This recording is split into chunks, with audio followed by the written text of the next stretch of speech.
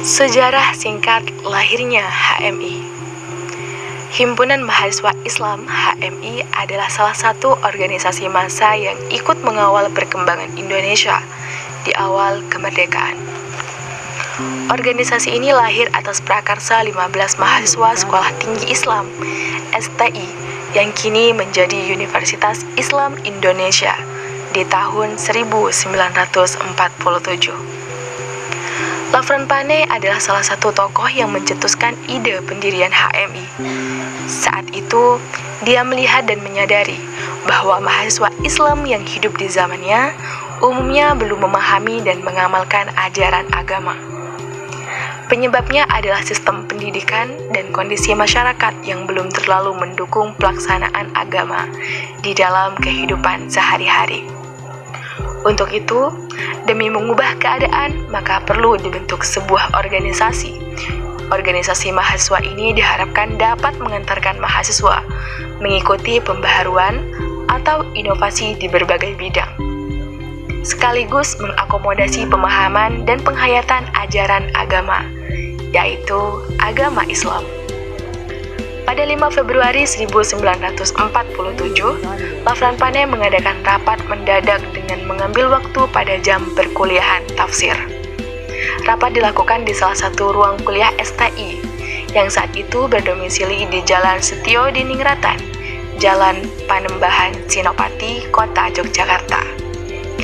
Lafran mengatakan persiapan untuk pembentukan organisasi mahasiswa Islam sudah beres.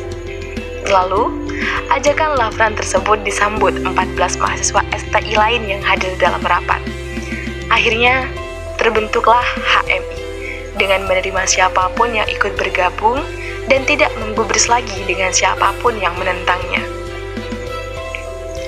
Dan secara lengkap tokoh yang menghadiri berdirinya HMI saat itu adalah Lafran Pane Yogyakarta, Karnoto Zarkashi Ambarawa, Dahlan Hussein Palembang, Siti Zainah Palembang, Maesaroh Hilal Singapura, Suwali Jember, Yusdi Ghazali pendiri PII Semarang, Mansur Anwar Malang, Hasan Basri Surakarta, Marwan Bengkulu, Zulkarnain Bengkulu, Taib Razak Jakarta, Toha Masfuti Malang, dan Bidron Hadi Yogyakarta.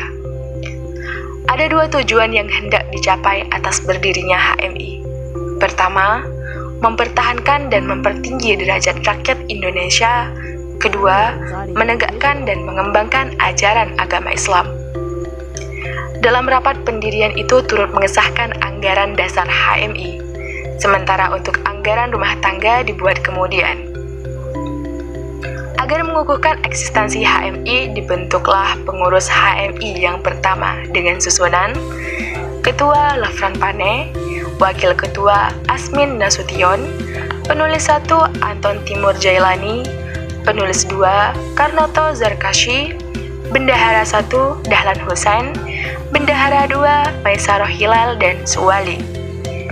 Seiring berjalannya waktu, HMI makin diterima oleh mahasiswa Muslim Indonesia. Nama HMI makin besar. Namun, ada gejolak yang membuat HMI menjadi terpecah menjadi dua. Konflik internal terjadi setelah Kongres HMI ke-15 di Medan pada tahun 1983.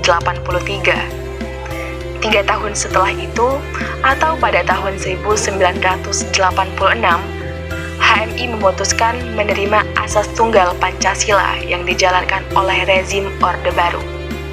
Dengan demikian, asas HMI bukan lagi Islam, melainkan Pancasila. Pertimbangan mengubah asas ini cenderung alasan politis dan adanya tawaran-tawaran menarik di balik itu.